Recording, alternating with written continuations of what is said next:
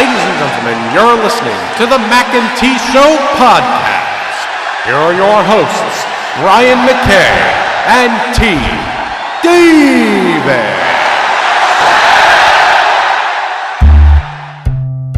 This is the Mackay T Show.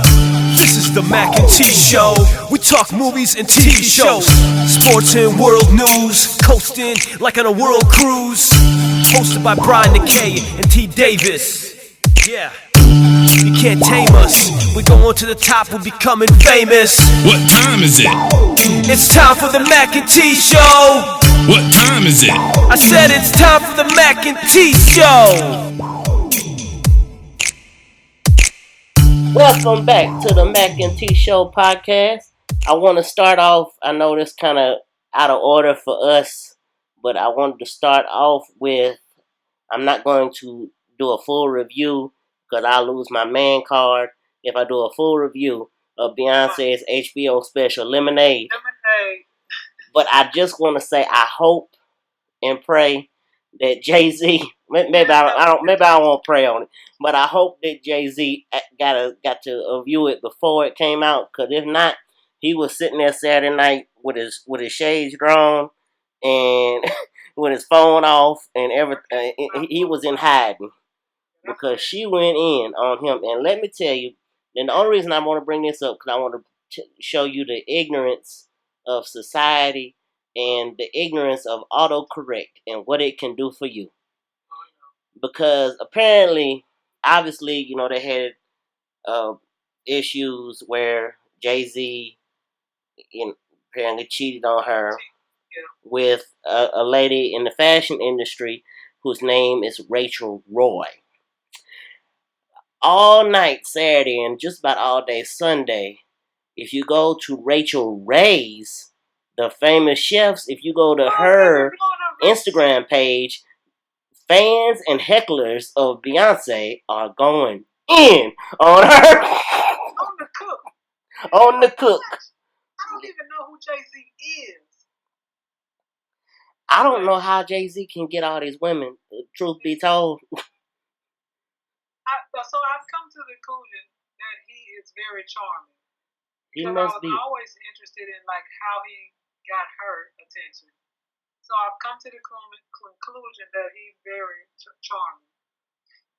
He must got something going for him. But anyway, I just wanted to bring that whole Lemonade thing up because of the fact of the autocorrectness, of the search engines that got all these people messed up and confused. And Rachel Ray is somewhere like, please, somebody stop this and tell these people it's not me. But moving on to more relevant topics. The NFL, today it was announced that Tom Brady's 4-game suspension has been reinstated by the U.S. Appeals Court.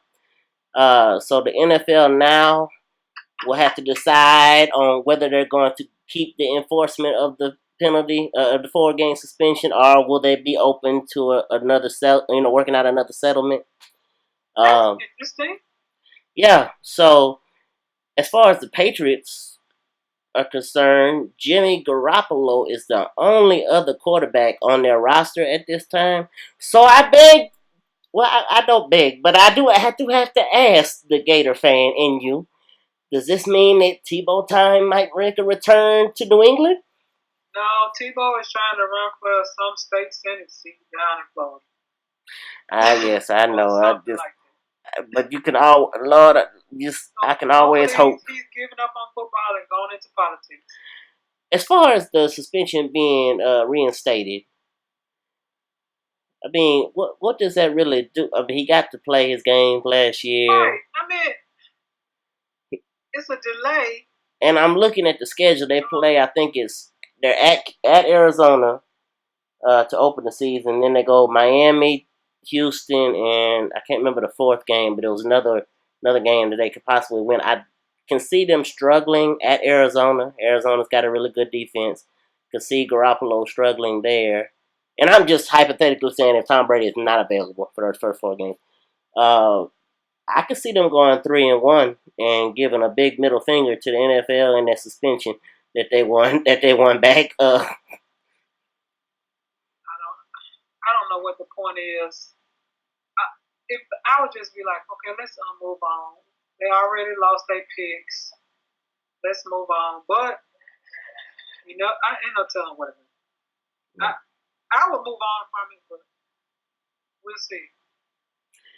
Let's see the NBA playoffs. Last night we had Game 4 between the Rockets and the Golden State Warriors. Steph Curry injures his knee.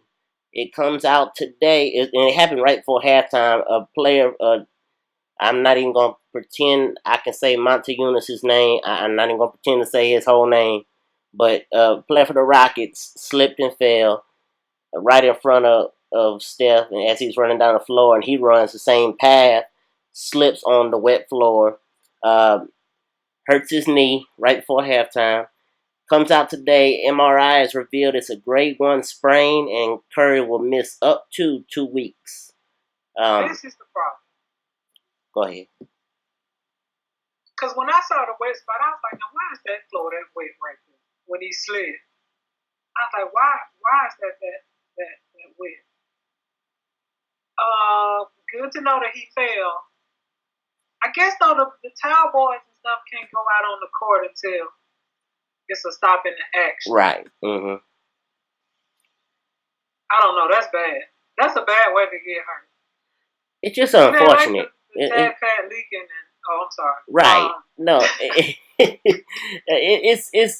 It's just unfortunate for him because obviously he was coming back to play Game 4 to basically test out his ankle, which his ankle seemed to be fine, and now all of a sudden I just hope that he doesn't try to come back from this too quick, and we have another Grant Hill situation where. Well, I don't think that Curry's gonna let that happen because you saw how he held him out even with the ankle. You know he's not about to let him. Like in 2 weeks, they will have to win without him to get to the Clippers.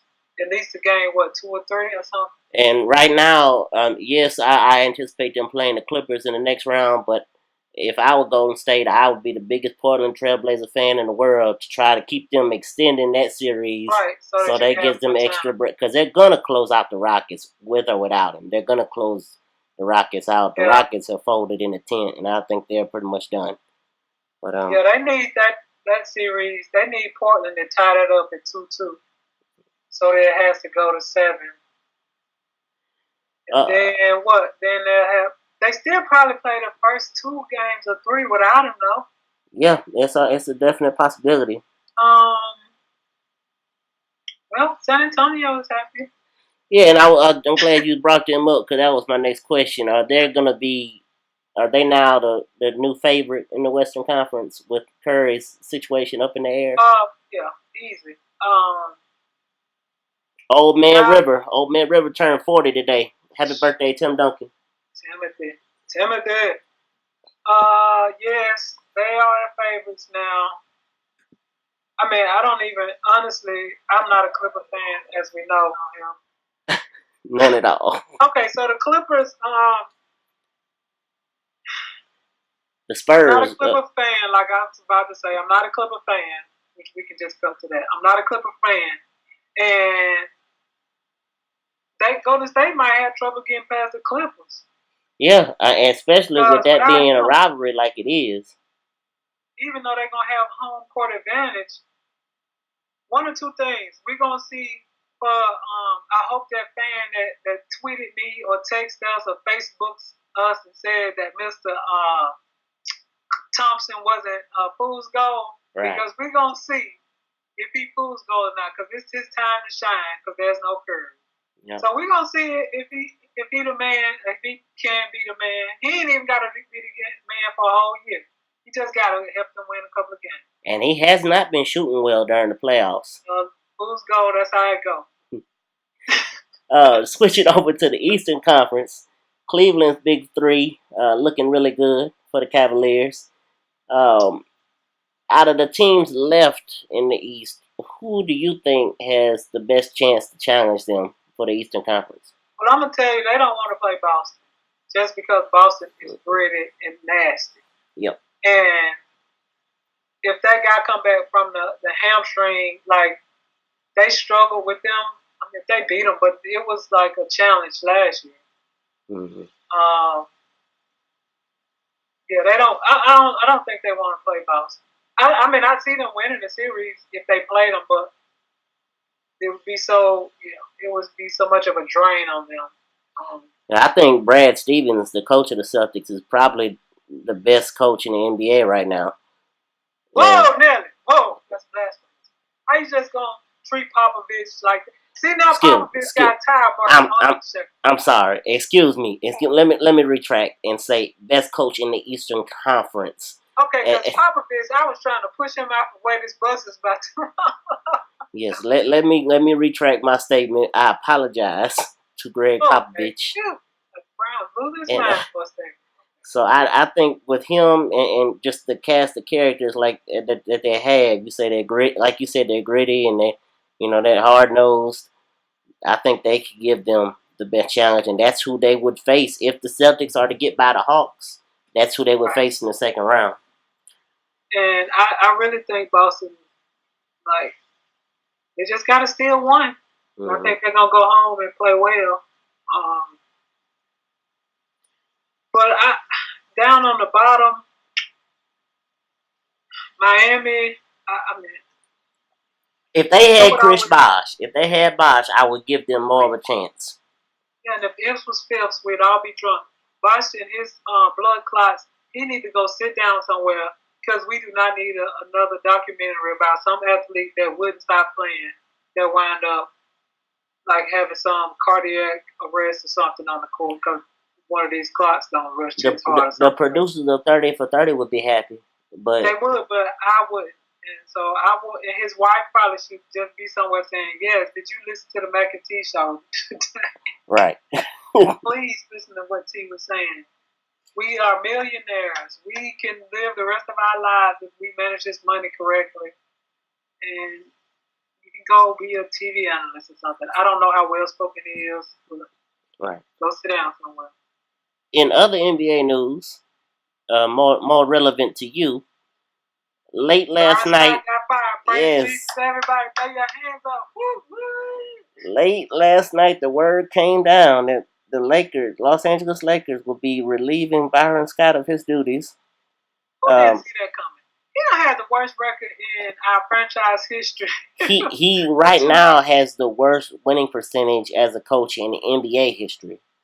And that has a lot to do with his stints in Cleveland after LeBron left and Los Angeles, obviously, the last couple years. Oh, yeah. He's not a good coach. He may want to be an assistant somewhere if somebody hired him on. I don't know if he'll be a good assistant either.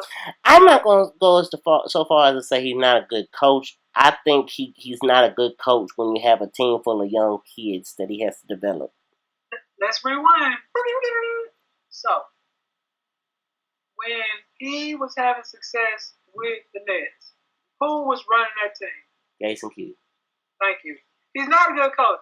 So, he had success with the Hornets, but 1 year or something? They had some good. Well, they couldn't keep Baron Davis healthy, but that's another story entirely. You know what?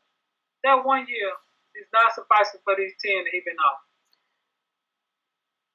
Yes. I mean, they look bad. I mean, okay, not that it's ever a good way to lose, but they don't have any cohesiveness. Not like after they look bad. They look like they didn't know what they were running. You got, send people on the bench. You got, I don't know what my role is. Right. That should never be the case for some player to say, I really don't know what I can do to help the team. Like, even Coach Ross, like, you know what your role is. All right, this is your role. Now, I don't know if she did that every year, but there were times that she had that conversation. Like, this is your role. Mm-hmm. I need you to do this, that, and other. So, and then I heard Tracy McGrady said that one of the things that he liked about, I want to say it was Van Gundy. I don't know if it was Van Gundy. I know who you're talking about. It was Jeff Van Gundy when he was in Houston. I heard him say that. He liked the fact that not only did he tell them their role at the beginning, but he would periodically throughout the season remind them, look, bro, mm-hmm. don't get too big. You don't have this 30-point game. You're not to stop. This is your role. So I think he didn't do a good job of that. And then with the Kobe mess, the end of the let's bring a rocking chair out here for him. And Mamba out. Kudos.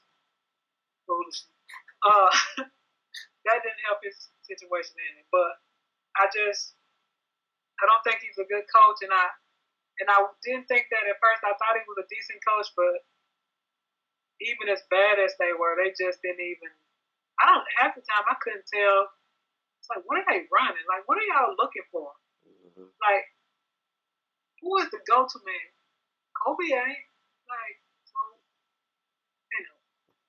Well, regardless, whatever you want to say, this leaves your Lakers looking for their 6th head coach since 2011. Well, 6. We had Brown, D'Antoni, and then him. How's that 6? Am I missing another coach? We had Brown. Everybody wanted Field. They got rid of him and brought in D'Antoni. Then D'Antoni left, and Bickerstaff, I don't count him because he was just an interim until. You gotta count the interims count. No. Was it anybody between Bickerstaff and him? There was one other one. It's escaping me at this point. I can't remember who. I want to. Maybe I'm counting somebody twice. They don't have too many, and so either way, we just hope they make a good decision. First thing that needs to happen now, after Byron has been relieved of his duties, we need to relieve Jim Buss of his duties. So that's the next thing I'm looking for coming down the pipe. Yeah. And if it's not, then I'm going to be sad. Yeah, we'll see if Jeannie Buss has the guts enough to let go of her brother. I don't think she does, but we'll see. Before we go to break, I know this next segment, where are they now? You and I go through this all the time off air. Even before we did the podcast, we would always have a where are they now segment if we heard of someone we ain't heard from in a while. What happened to them, So I wanted to integrate this, and I sent you the audio last week to let you listen to it. Latrell Sprewell, former NBA superstar who fell on a lot of hard times, lost just about every. Look, I can't feed my kids with $4 million. Yeah, I can't do it. I can't feed my. I'm sorry. Yeah, most famously, he is famous for a lot of things, really, but 2 really big moments. He choked out his head coach, PJ Carlesimo, when he was a member of the Golden State Warriors. And the other thing he is most famous for, if you were just saying, he turned down a $30 million contract and was insulted by the $30 million and stated he has to be able to feed his family. Right. Well, as I heard, he did an interview recently on another podcast I listened to called Heated Conversations with pro wrestler Booker T, retired pro wrestler Booker T. Sprewell has supposedly battled sobriety throughout all those years in the NBA and stated he is closing in on a decade of being sober. So good for him on that front. Well, I think he was drunk when he made that statement, because That's what we hope. That's what we hope. We hope. He also mentioned that he is in the midst of working on doing some basketball camps and clinics with recently announced Hall of Fame inductee Allen Iverson. Never really came any concrete dates on that. They just said they were in the works. Other than his sobriety, when I listened to the interview, I thought to myself, okay, he really didn't give too much as well. Other than being sober for almost 10 years, there wasn't a whole lot more to this. He don't have any money. Wasn't a whole lot to this comeback story. I guess he got a little bit of money from that Priceline.com commercial that he did during the Super Bowl where he, jokingly gave some very, very awful life advice to some kids. And I guess they gave him a little money for that, but I don't know. This broke thing is real. Yeah, it's real. And how it can be, because he made over $100 million in his lifetime. Him and dude from Kentucky, and then he went to Boston, and then Then he played in Orlando. Antoine Walker. Yeah. Like, how did you make $100 million? And not in your lifetime, but and not have a penny of it. You don't have $1 million somewhere that should have just been untouchable. Right. For such a time as this. I don't know. I'm not a financial. If you had to let me manage your money, so you would have $8,750,000 of your dollars. Yeah, you would have something. Bro, you're gonna live like you a middle class citizen. Right. You don't need the 3 cars because you can't drive but one. I might give you a car and a truck. Other than that, nothing. Yeah. You don't need a 10-bedroom house because you can't sleep in but one. Correct. Well, that's going to bring us to our first break. On the other side, we'll get into a little Empire talk and much more. But that is for the other side. This has been the Mackay T Show.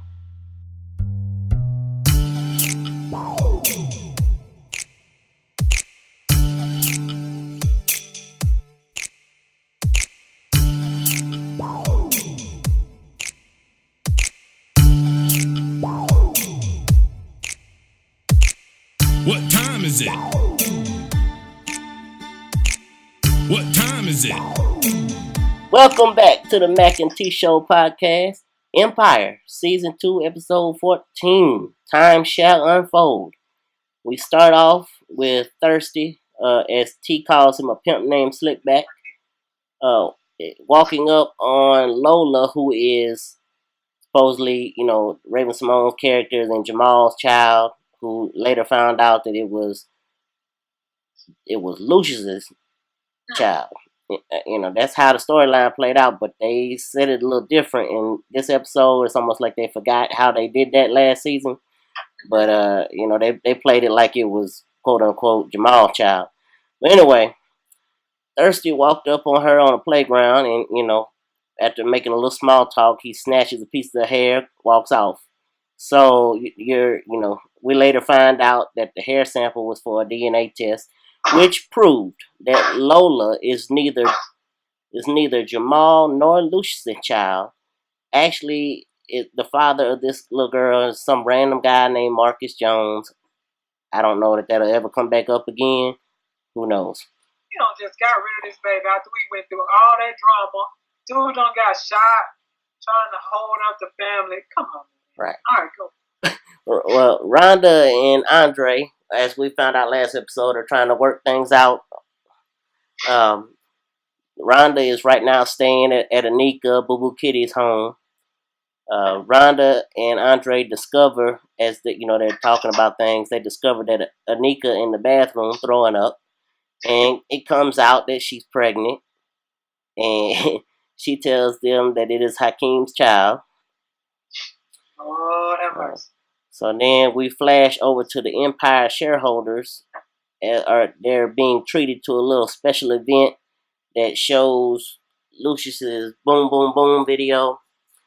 Bunch of the shareholders ask Lucius, or basically tell him he needs to return and be the head of Empire.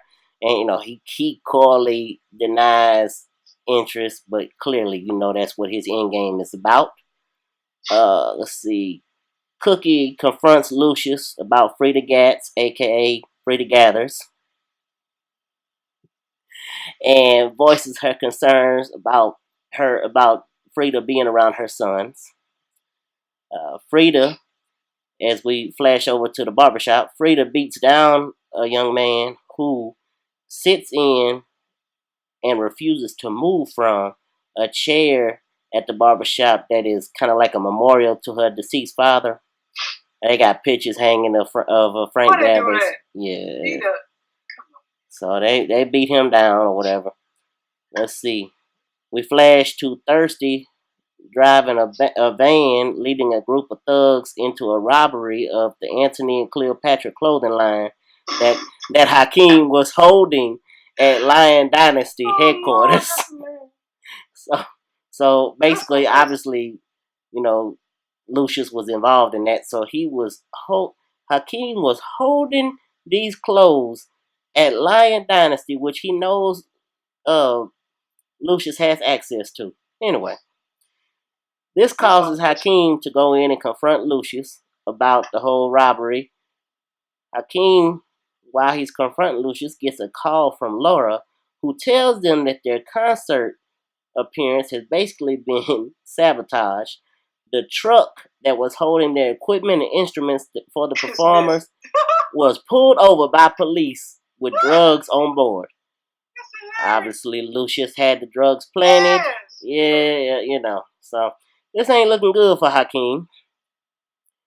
We flash over to Cookie, who tells Jamal she got him a chance to work with Stacey Run Run, who is a Nicki Minaj type rapper. But the catch is, she can be, Stacey that is, can be the only female rapper on the album. So he has to get rid of Frida, which Frida seemingly understood, but obviously was still hurt by the whole ordeal because she just got let go from Lucius. I mean, come on. Right. Lucius and Andre visit Lucius's, let me put in quotation, Lucius's mother's gravesite. I'm going to put in quotation. You'll find out later if you have not seen the episode why. But, so they're at the gravesite where supposedly Lucius' mother is buried. And Andre has a moment where he kind of speaks to his grandmother that he never met. The camera pans to Lucius and he looking miserable and cold while Andre is talking. Lucius obviously always has an agenda. So after he gets done talking to his grandmother, his dead grandmother, Lucius asks him to, kind of do him a little favor. We find out a little later on what it was, but let's see. We flash to Empire headquarters where Hakeem is being prepped for what he needs to say at the shareholders meeting when it comes to the clothing line delay, the canceled concerts, the Swish Stream app issues. Yes, it's a mess going on right now with Empire. Let's see. The family is gathered together by Andre and Rhonda, where they bring out Anika, who announces that she's pregnant, and it's Hakeem's. Anika tells them she wants nothing more than for her child to have a family, doesn't want no money, blah, blah, blah, all that good stuff. A little later on, we flash to Lucius, who has made an unannounced visit/break-in to Anika's house. As she walks in and sees him sitting on the couch, Lucius offers Anika $10 million to have the baby, give it to Hakeem, and just basically peace out, just go. Nika turns him down, basically threatens him by saying she never, when the feds were coming after him, she never dimed him out. When they were doing their investigation of him, he asked her basically, what could you possibly know about me that would be any use to the feds? And she says, I was with you for 5 years. I saw and heard a lot. Right. We flash over. Right. We pop over to the shareholders meeting being held at Leviticus. Hakeem is somewhat blindsided by questions from Lucius, who's acting like, he's just some random person there asking questions. Clearly, everybody knows who he is, but he asks him a bunch of different questions. Hakeem does a good job of handling himself until it gets to a point where he shows a little vulnerability by not being able to give boom, hard, concrete answers as to why the delays and the cancellations have been happening. What's going on.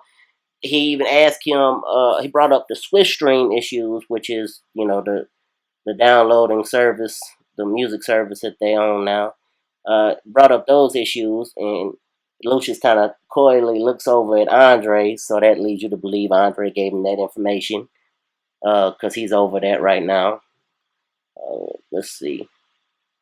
King is later voted out as CEO by the board, which I didn't know you could just randomly do like that. Apparently the board can do it now. They voted Lucius out like that. Yeah. Let's see.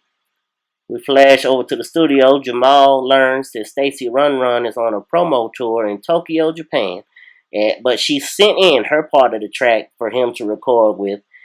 He tries to do his part, really isn't feeling it. Almost gets gets really really frustrated.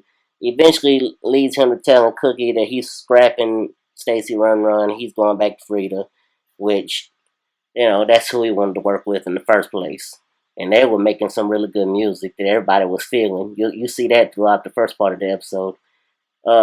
Jamal goes to Frida, tells her, when they were creating music, it felt like it was for the sake of music and nothing else. It was great. Frida doesn't necessarily accept coming back. I ain't trying to hear that mess. Right, but basically tells him that she would think on it or whatever. And then my favorite part of the episode, the part that just had me fall out my bed. Not that I was surprised, but I knew it and I called it and I saw it coming. The episode ends with old pimp named Slickback Thirsty walking into a nursing home type situation. Tells the lady at the desk he is just coming in to check on Leah Walker. He hands the lady at the desk an envelope full of money. Says if everything copacetic, great. That's the lady asked him if he wants to meet, wants to see Miss Walker, and he's no.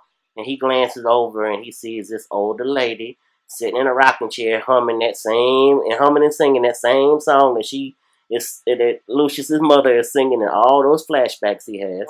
So, they obviously want you to say that Lucius' mother is well and alive. Maybe not well, but alive. I'm very glad, like I told you, I'm very glad they did not put a makeup job on Kelly Rowland. They got Kissy from Roots, and they let it be an old woman, and I'm so happy for that. Well, me too, because I like Kissy. What's this lady's real name? If you'd have asked me that 10 minutes ago, I could have told you. But anyway, I like her character. Right. And I'm happy, like you said, they didn't go to the normal couple of people that they always use for old grandmamas or mamas or whatever. Yeah, like Cicely Tyson. I love her to death, but I'm glad they didn't bring her. And for all we know, they probably tried. But it's going to be interesting to see where they take this. Lucius is dirty. Oh, he dirty. So you can see the influence Dallas had on him. Because that darn JR kind of like Lucius. Like JR is doing some dirty stuff. So I can see a Who Killed Lucius episode coming down the pipe. If this, if they keep making it, you get re-up, whatever you call it when you get to keep going. It's gonna be a Who Killed Lucius episode. Cause all I was thinking, this is just like some stuff JR used to do to his brother. Be undermining him, doing all kinds of dirty stuff, back rooms. Well, that's going to bring us to another break, and I want to just take a quick one because I want to give my co-host time to go grab her. It's not necessarily a soapbox, but I want her to go get her sermon box and get ready to enlighten us with a little bit of The Shack by William P. Young, a little sermon on forgiveness. So forgiveness, yes. We'll get all to that on the other side. This has been the Mack and T Show.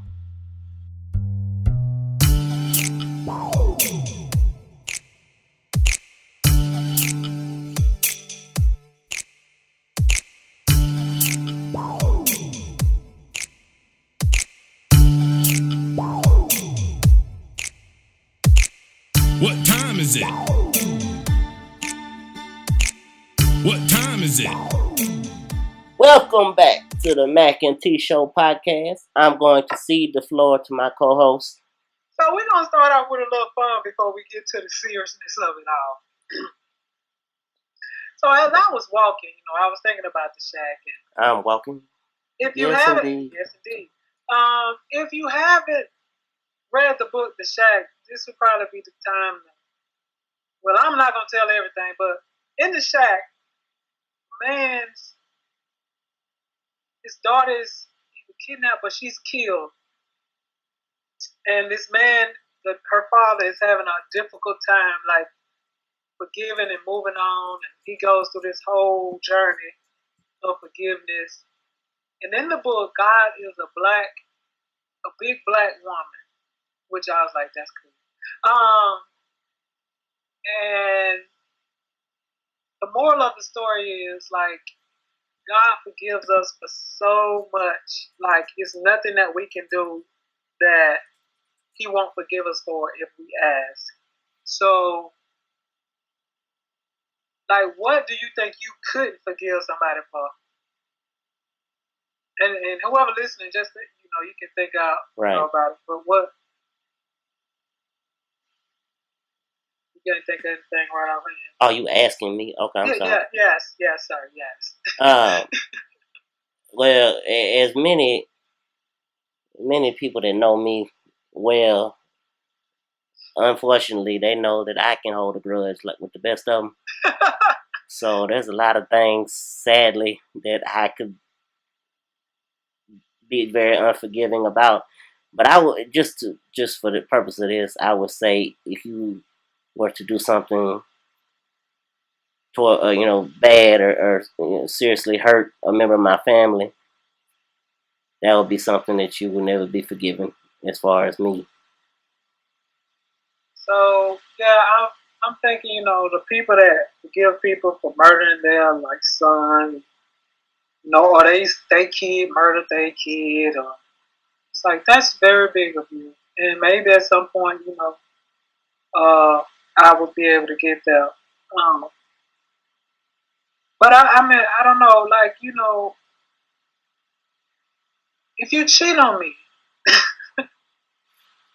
that's kind of a deal breaker. Like it's done. I'm not even testing this whole theory. You might be on the because it's somewhere in the back of my mind, whether I say I forgive you or not, I'm probably gonna be like, you can't account for this time, and I'm asking you all being wishy-washy, were you cheating again? Like so, right? I'm probably gonna just have to move on. Let's rephrase. I might be able to forgive you. I'm not gonna forget it, so I might be like, you know what, I forgive you for that, but you need to keep it moving. And so, yeah, I mean, I'm sure there's a lot of stuff that it'll be very difficult for me to forget. And so that's the line. So have you forgiven them if you can't forget it? Like, so then that's a line that people probably walk all the time. And you be like, oh, I forgive you, but you still remember it. And you might be apt to bring it up, in certain situations. So did you really forgive them? Because when God forgives us, He throws it into the sea of forgetfulness and remembers it no more. So He not only forgives, He forgets it and moves on. So, but we're not gonna end on those sad situations. I have some questions for you. Okay. Do you think the Clippers owner will ever be able to forgive his mistress for recording it? The former Clippers owner. The former Clipper owner. Do you think he'll ever be able to forgive his mistress? You hear these words that I'm saying?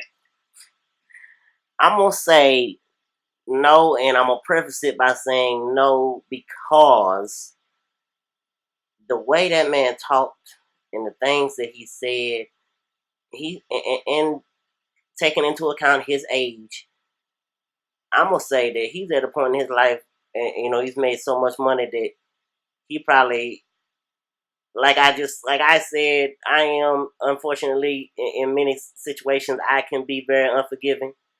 I can hold a grudge. Right. I imagine he's type that on a whole nother level of grudge holding can just say, I'm taking this to my grave and no thank you. Okay, so will Tennessee ever forgive Lane Kiffin for the debacle and leaving them here?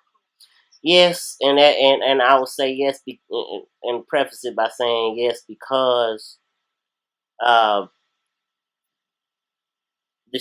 can't even think of his name. What is the coach there now?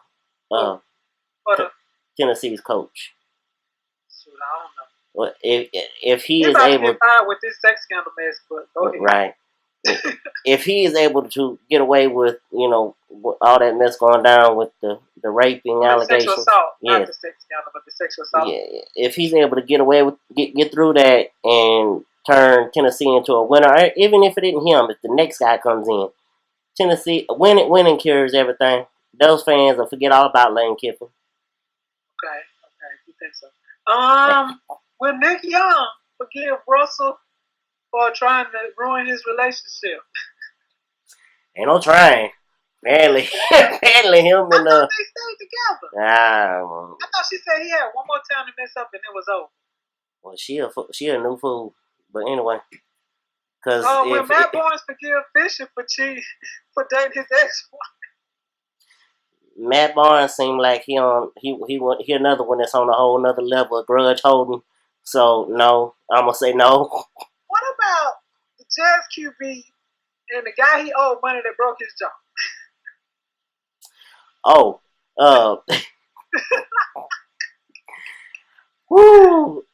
gonna say I don't know how his jaw feels today, but I'm gonna say no. He probably wouldn't. But at the same time, I'm gonna guess the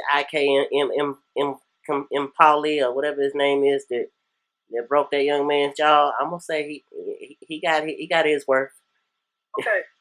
Will the NCAA ever forgive Bush and let him back on campus at USC? I don't. As far as the NCAA, no, but I think USC will at some point. So did USC put that ban on him? I thought the NCAA told him that he couldn't be running. I think it more having to do with USC because I think they just wanted to distance themselves from it.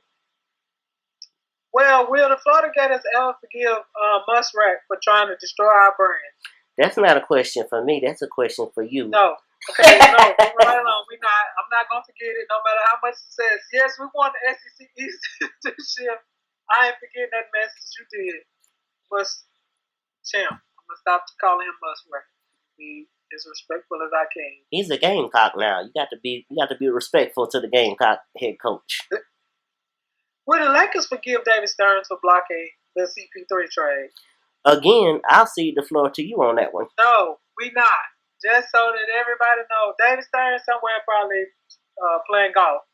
I ain't forgot, and I don't think none of the Laker fans, that's true fans, don't ever forget. You know who he probably playing golf with?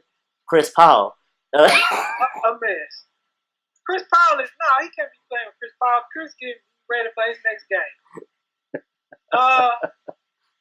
Last but not least, we Kelly forgive the network or Strahan for leaving and telling her that he was leaving the show right before they was about to go home. And T is speaking to Kelly Ripa and Michael Strahan. Michael Strahan announced that he is leaving for a full-time gig with Good Morning America. We will find out because she is coming back tomorrow. But you know what the crazy thing with them is? Apparently, from what, and you can't believe everything that you read, but from what I've read, they've had, like, they haven't liked each other for a while, but they just get on air and do a great acting job because they seem to have such great chemistry. Yeah, and that's why I believe that this was all I'm a conspiracy theorist from way back. I think this was all a ploy to get them. They're gonna have the highest rated show ever tomorrow. Right. They're gonna have so many people watching that show because they want to see how they act toward each other. They're gonna still do the same lovey-dovey. Right, they're gonna be in for a disappointment. I think that a part of it, and I would understand Kelly's position because they said that one, why wouldn't you tell me? Like, he's staying on the same network. It ain't like you can hide this from me. At some point, he won't be sitting over there. Right. Or he won't be in the reads when we do our readings in the morning or whatever that might look like. And one of the people that I can't remember the author of the article, but they were saying that it's almost like that chair is a training ground for people to go to the next level. Mm-hmm. But apparently, they're not moving her up. So what's wrong with her? Like, at some point, she might have some self-insecurity because it's like, okay, you keep taking people that's co-working with me. You getting them used to, I'm pretty much training them, and then they gone. So like, I know she feels some kind of way, and I would too. Because if you told me that, that would be one thing. Right. But to just keep doing it and then be so messy as to, like, I can keep a secret. You can just say, all right, this is Strahan's last 6 weeks or months or whatever this gonna be. Then I'm sure she's well versed being a celebrity the way she is. I'm sure she's well versed in keeping secrets. Right. And she know the business. She know it's a business. But again, she's been there since Regis and Kelly. Why wouldn't she have this privy to this information? Like, why would you try to hide this? If they really don't like each other, it's not gonna matter. They still gonna get on, be smiling, lovey-dovey, and do their job. Right. So anyway, did we get a no on Kelly? So what we got on her forgiveness meter? I'm gonna say yes, cause she gonna get a nice new contract and gonna get somebody brand new in, and she gonna be mad at later on when he leaves. So. But they talk about was it the guy from How I Met Your Mother? I can't think. I feel like it was him, Doogie Howser. Doogie Howser. Oh yeah, Lord. I feel like I heard. I could be so out like way out of left field. That'll make the LGBT community happy. It was him and somebody else. Lord, Doogie is a man who has sex with me. Lord, I didn't know he was an MSM. He's married. Yeah, he's married to a young man. See how much sexuality mean to me? Nothing. If you don't tell me these things, I don't care who you with, really. And Lord, please do not come after me on social media, people. I don't care. My comment was not meant in any way to be malicious toward homosexuality in any way. Right. It was just, but again, I hadn't even thought about his sexuality and who. When I see people, that's the last thing that I'm thinking of. And I'm a sexual health, like that's what I do and enjoy doing as a health educator, and I do sexual health talks now. But Neil Patrick Harris. I'm sitting here. I kept saying Doogie Howser in my head. Now, eventually, it was going to come to me what his real name was. Yes. I really feel like they said that. I read that. I think he would be good, especially the range that he showed playing his character on How I Met Your Mother. I think he would be great in that position. So, yeah. So that's all I have for forgiveness. I thought that was kind of funny because can you think of one that I might have missed? That somebody in the athletic world. Oh, Larry! Shout out to Larry. He had the one, whoever the guy was that touched that ball in like a World Series game or something. Oh, Bill Buckner. They done already forgiven him. Oh no, you talking about the Cubs, the fan? No, I'm gonna say yes because somehow, some way, eventually, the Cubs gonna win. They're gonna get it right, and it might be this year because they got a nice team. When they win a World Series, they're gonna forgive and forget.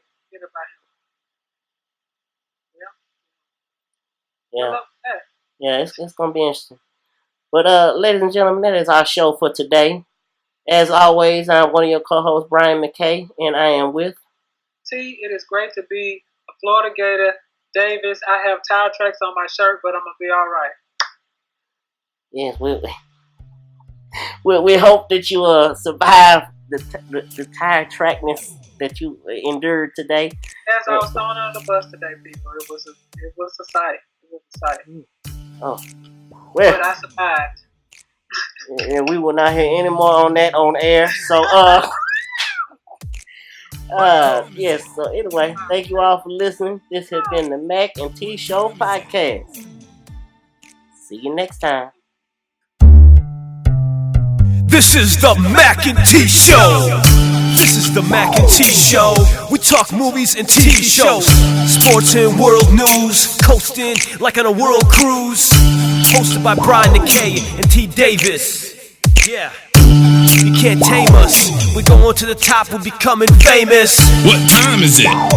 It's time for the Mac and T Show. What time is it? I said it's time for the Mac and T Show.